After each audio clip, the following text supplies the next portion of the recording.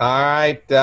For the plaintiff, Ms. Potter, we have a depo. So in the court's chair, defense, Mr. Fisher, and regular defense, Mr. Baker. The CSR from October 2010, 150 words a minute. Off we go. Ready? Begin. The record should reflect that we are here today to take the deposition of Karen Wilson. Let's state appearances, please. Thank you, Stephen Baker, for the defendant, Ron Johnson. My client is not present. Dan Fisher for the defendant, Target. Thank you. And I'm Susan Potter for the plaintiff, Margaret Peterson. The record should reflect my client is present today. Is there something that you want to put on the record before we get started with the witness? Yes, ma'am. Thank you. I just would like to stick with all counsel that the witness has been given an instruction sheet of some kind which states the rules that we are to all abide by for the purposes of today's depo. Yes, it is an advisement that I always provide to witnesses who come to my office for deposition. I will so stipulate that Ms. Wilson has been provided with that. That's fine. It is just a preamble that lets the witness know what to expect and what the procedures are. Yes, I agree. Okay, Ms. Wilson, do you have any questions before we begin? I don't believe so. Thank you. Well, let's get started. The witness has been sworn. Ms. Wilson, my name is Stephen Baker. I represent Mr. Ron Johnson, a defendant named in this lawsuit. On August 15, 2009, were you shopping at the Target store near your residence? Yes, I was. Do you remember what day of the week that was by any chance? No, not really. I have a calendar in my handbag that I could check. No, that's all right. We just want your best memory today. Okay. Let me begin by asking you, Ms. Wilson, are you currently employed at the present time? Absolutely. And were you employed back in August of 2009? Yes, I was. Where are you employed, ma'am? Currently, I volunteer at the preschool at my church. Okay, is that where you were employed last year as well? No, last year I was working out of my home. I only started at the preschool this summer. All right. What exactly do you do at the preschool? I am a classroom helper. Basically, I am there to help the teacher with the students and to assist in any way possible. Okay. Is this a paid position you have now? Yes, sir. My grandchildren also attend that preschool. Ms. Wilson, you testified last year you were employed out of your residence for some period of time. What exactly were you doing for employment? I used to watch some neighborhood children out of my home. The children I was caring for moved away earlier this year. Those weren't your grandchildren then? They were some neighborhood children. Their parents are close friends of ours. I would watch them in the morning, take them to school, and then pick them up in the afternoons. Their parents worked, so I was helping. I see. Now, back to August of 2009, on the day that you were shopping at Target, do you actually remember that particular day, August 15? Yes, I do. I remember it very well. What time of day did you go to Target? I believe it was about 9:30, 9 o'clock in the morning. Were you shopping for anything in particular? I was shopping for a birthday gift for a friend of mine. I also needed to pick up some household supplies, cleaning supplies. Now, thinking back, do you happen to remember which part of the store you started your shopping in, or where you first went upon entering? Well, I usually just go straight when I enter the store and begin making my rounds. Is that true even if you have a list with specific items that you are shopping for? Yes, that's correct. It is just habit. During your shopping trip, when did you initially observe the plaintiff that day? I came around the corner. I saw her laying on the ground. Did you notice whether she was alone on the ground? I didn't notice anyone else laying on the ground. There were plenty of people around her, but she was the only one laying on the ground. Please describe what you observed when you came around the corner. I heard some crying, and that's what got my attention at first. Oh, did you overhear the crying before you saw someone laying down? Absolutely, I heard the crying. It got louder, sounded like someone was getting upset. What happened then? As I rounded the corner, the woman was laying on the ground. There was an employee trying to help her get up. How many people were around the woman when you arrived? 10 people. How many were employees versus shoppers? I think it was half and half. Did you observe any major equipment in the area surrounding where everyone was gathered around? There was a very large basket they have to stock the store. It is similar to a pallet that they put merchandise on and wheel it out to set up the displays. Anything else? There was also a floor sweeper. I don't know if it was a vacuum or a buffer. It is the kind of machine that has the handlebars, and you can use it for cleaning the carpet. Am I correct that you didn't see how the woman got on the ground? Yes, that's correct. I have nothing further at this time. Very well, Mr. Fisher. Please proceed with your questions at this time. Miss Wilson, I have several questions for you regarding this incident. All right. Just to remind you, my name is Dan Fisher and I represent Target. Yes, I remember. Can you estimate how long you had been in the store before you heard the crying that you told us about? I would say probably about 15 minutes. Do you remember what department you were in when you heard the crying? I was making my way to the back of the store where the supplies are. I was walking through the women's clothing department. All right. Were you pushing a basket at the time? Yes, I always get a basket when I go shopping. Okay. You testified you had been shopping for about 15 minutes prior to hearing the crying. That's correct. Had you selected any items and put them in your cart? I picked out a couple things for the present I was buying. Do you remember what specifically was in your cart that morning? Is that really relevant, what was in her basket? I want to know if she had anything that would potentially block her line of sight. Just ask her that question then. It's not really relevant what she had in her basket.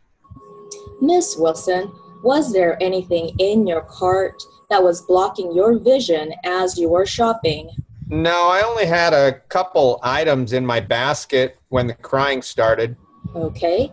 You mentioned that you were shopping for supplies.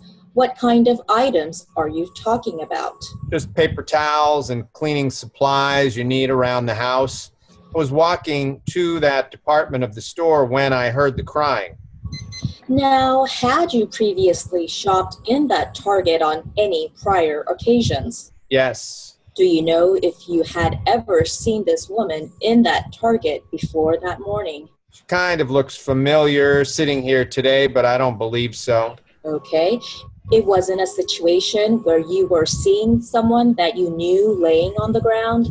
No, I mean, when you hear someone crying and you see a woman on the ground, you just want to help her.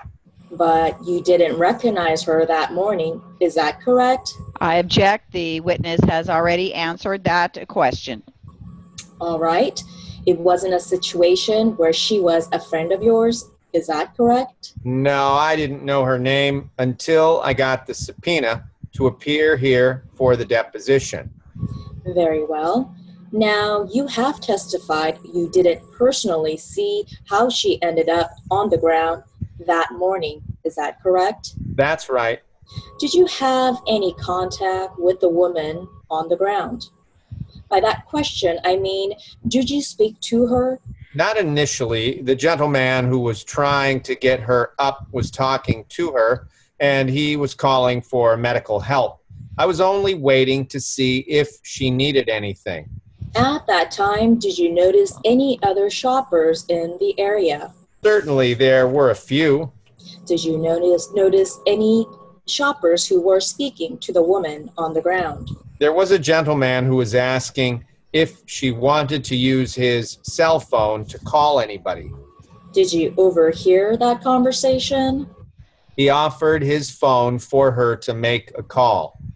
Miss Wilson, how long did you remain in the area that morning? I was there the entire time. I didn't want to leave until I knew she was all right. Were you present when the paramedics arrived? Yes, sir. Do you remember if the man with the radio was still present? Yes, I believe he was the one who called for help. When the paramedics arrived, do you remember how many people were in the area? There were people walking by the whole time we were there. I am asking about the immediate area where the woman was on the ground with the paramedics. How many people were surrounding her at that time? When help arrived, there were 2 employees. The employees who were there, had they remained there the entire time you were present? Definitely, it was the employee with the radio and another man. Do you know the names of either of those gentlemen? I didn't know their names then, but I know who they are now. Who are they? The gentleman with the radio was the manager. His name is David. The other employee was Ron Johnson. Do you know Mr. Johnson to be an employee of Target? That's what I have been told. I object, hearsay. It is noted for the record. Thank you. Did you know Mr. Johnson before that day? No, I did not. Did you know personally he was an employee that day? He definitely looked like an employee to me. Is that because he had on a uniform that would perhaps identify him? Yes, and he was working in the area. Did you observe him to be working in the area before you saw the woman on the ground? He wasn't working when I first saw him. No further questions right now. Ms. Wilson, as you know, I represent Margaret Peterson, the woman who fell in the store that morning. I understand. On the day you fell, pardon me, strike that. On the morning you witnessed my client on the ground, had you had any conversation with anyone in the store? You mean before I saw her? Correct. No, I may have said good morning to somebody, but no conversation. All right. I believe you previously testified you had not had any personal contact with my client before you discovered her on the ground. Is that correct? That's correct. Were you present when my client was lifted from the ground to a chair? Yes, I was. I stayed there the entire time. In fact, we left the store together. Are you speaking of my client? Yes, after she was finished with the medical people, I asked her out or walked her out to her car to make sure she was physically able to drive home. Now, when my client was being treated at the store, did you observe whether or not she was administered any medication? I didn't see that happen. What did you observe in that regard? I saw them check her blood pressure and things like that, but they didn't give her a shot or a pill or anything. Okay. Did you overhear any conversation that was had between Margaret Peterson and the people treating her? That would be hearsay. Objection. Join in the objection. You may answer the question, Ms. Wilson. I heard them asking her questions about how she was feeling, what had happened. I really didn't hear her responses because she speaks so softly. Did you observe whether or not they put any kind of brace or medical device on the body of my client?